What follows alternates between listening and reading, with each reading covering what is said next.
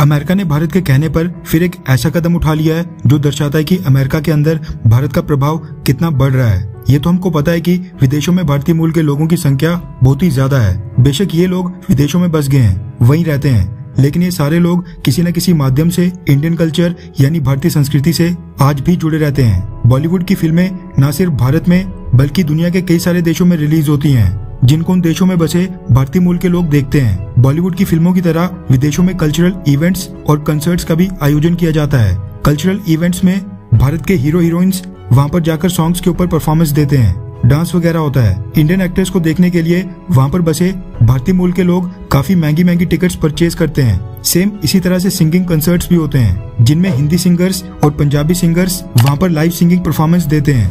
इस तरह के कार्यक्रम को भी विदेशों में भारतीय मूल के लोग बहुत ही बड़ी संख्या में अटेंड करने आते हैं। विदेशों में जो भी इस तरह के कल्चरल इवेंट्स और सिंगिंग कंसर्ट्स का आयोजन करता है, वो भारतीय मूल के लोगों से मोटी कमाई करता है। हुआ ये कि भारत को कुछ सालों पहले पता चला कि पाकिस्तान की खुफिया एजेंसी ISI से जुड़े कुछ लोग विदेशों में इस तरह के इवेंट्स करवाकर भारतीय मूल के लोगों से मोटी कमाई कर रहे थे, जो बाद में एंटी इंडिया एक्टिविटीज यानी भारत विरोधी गतिविधियों में इस्तेमाल की जाती थी। पाकिस्तानी मूल का एक व्यक्ति रेहान सिद्दीकी अमेरिका में इसी तरह के कई इवेंट ऑर्गेनाइज करवाता था। रेहान सिद्दीकी ने अमेरिका में अब तक 400 से ज्यादा इवेंट्स ऑर्गेनाइज करवा लिए हैं, जिनमें भारत के एक्टर्स जैसे कि सलमान खान, शाहरुख खान, आमिर खान, ऋतिक रोशन और कई सारे हीरो हीरोइंस ने इन सारे इवेंट्स में जाकर वहां पर डांस परफॉर्मेंस दी है।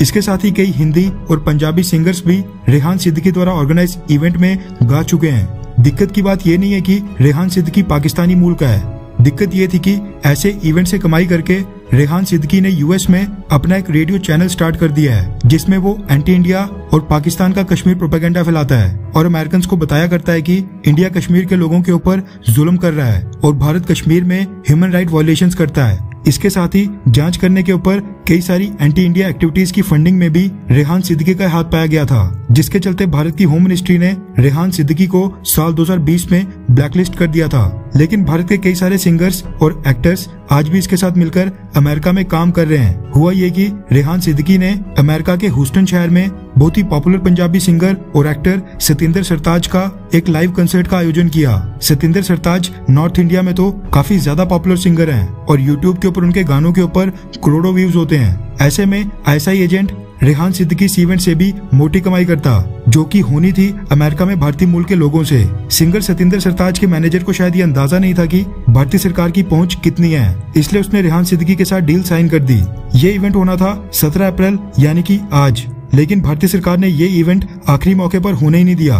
दरअसल अमेरिका से खबर निकल कर आ रही है कि ये इवेंट अचानक से कैंसिल कर दिया गया है। रिपोर्ट्स के मुताबिक इंडियन गवर्नमेंट ने इस इवेंट को लेकर अमेरिका से शिकायत की थी और अपनी आपत्ति जताई थी, जिसके बाद अब अमेरिका में ये इवेंट बिना किसी कारण बताए अचानक से कैंसिल कर दिया गया है। ये खबर इस इवेंट के 24 घंटे पहले सामने निकल कर आई है, जिसके बाद अब पाकिस्तानी ISI एजेंट रेहान सिद्दीकी को ह्यूस्टन में बहुत ही बड़ा नुकसान होने वाला है। फिलहाल के लिए तो ये इवेंट कैंसिल करवा दिया गया है, लेकिन दुख की बात है कि भारतीय सरकार द्वारा ब्लैकलिस्ट किए जाने पर भी भारत के हीरो हीरोइन और सिंगर्स अमेरिका में जाकर रेहान सिद्दीकी के इवेंट्स में नाच गाना करते हैं। जब तक ये एक्टर्स और सिंगर्स रेहान सिद्दीकी के इवेंट में जाना बंद नहीं कर देंगे, तब तक भारतीय मूल के लोगों का पैसा भारत के खिलाफ इस्तेमाल होते रहेगा।